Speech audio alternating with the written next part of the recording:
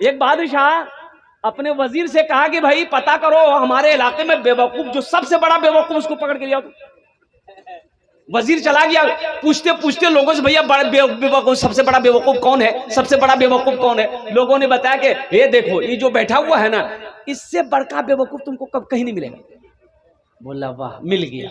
पकड़ा कलाई, पकड़ के ले आया, बादशाह के सामने खड़ा कर दिया कि इससे बड़ा बेवकूफ कोई नहीं, पूरे इलाके में मशहूर है।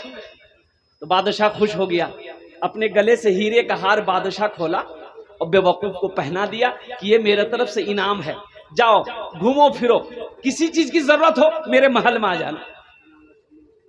कुछ दिन गुजरा, कुछ महीना गुजरा, बादशाह की तबीयत अलील हो गई, बादशाह बीमार हो गया, इतना बीमार हुआ कि मरने के करीब हो गया। लोग आए देखने के लिए, तो वो बेवकूफ भी, पता चला बेवकूफ भी देखने के लिए आया। तो बादशाह के करीब ये बेवकूफ गया, तो ये बादशाह के करीब जाकर ये बेवकूफ कहता है कि यो बादशाह साहब की हाल चल।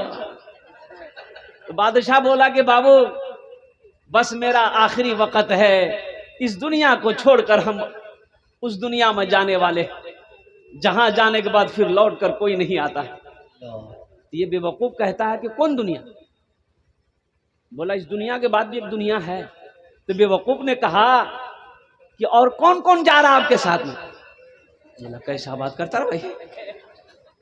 तो बादशाह समझ गया तो बेवकूफ है। बोला नहीं बाबू कोई नहीं, जमा कर ला जाइए। बोला बादशाह साहब अकेले जाइएगा। तो वहां नौकर चाकर भेजे, नौकर चाकर। बोला कि नहीं। बोला अच्छा बिस्तर भेजे, बिस्तर पलंग भेज लो।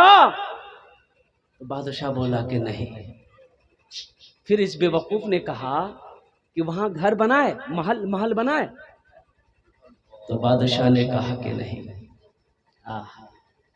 ये बादशाह की आंखों में आंसू आ गया इस बात से। तो बादशाह ने कहा कि नहीं, महल नहीं बनाए, वहां घर नहीं बनाए।